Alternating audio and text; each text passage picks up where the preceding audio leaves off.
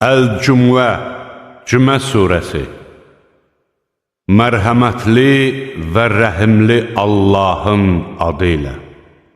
Göylərdə və yerdə olanların hamısı hökmran, müqəddəs, qüdrətli, müdrik Allahın şəninə təriflər deyir.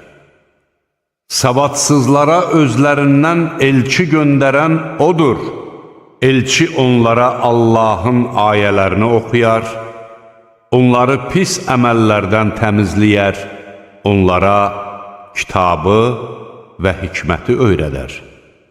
Halbuki onlar əvvəllər açıq aydın azğınlıq içində idilər.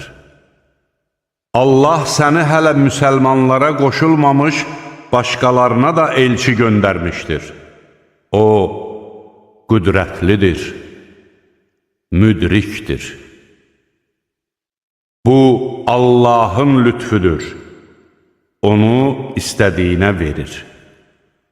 Allah böyük lütf sahibidir. Onlara Tövrata əməl etmək tapşırıldıqdan sonra ona əməl etməyənlər, belində çoxlu kitab daşıyan, amma onlardan faydalana bilməyən uzunqulağa bənzəyirlər. Allahın ayələrini yalan sayan adamların məsəli necə də pisdir. Allah zalım adamları doğru yola yönəltməz. De ki, ey yəhudilər! Əgər insanlar arasında ancaq özünüzün Allahın dostları olduğunuzu iddia edirsinizsə və doğru danışanlarsınızsa, onda ölüm diləyin.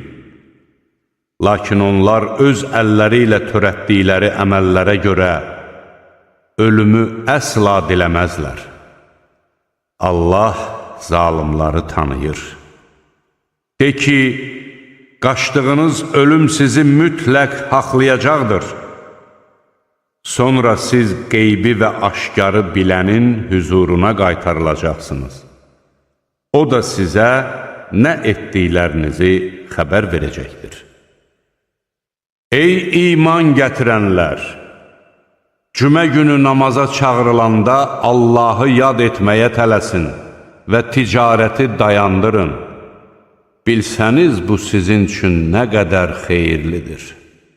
Namaz başa çatdıqdan sonra yer üzünə dağılıb Allahın lütfünü axtarın və Allahı çox zikr edin ki, bəlkə nicat tapasınız. Onlar ticarət və ya əyləncə gördükləri zaman dağılışıb ona tərəf qaçdılar və səni minbərdə ayaq üstə olduğun halda tərk etdilər. De ki, Allah yanında qazanacağınız savab əyləncədən də, ticarətdən də xeyirlidir. Allah ən yaxşı ruzi verəndir.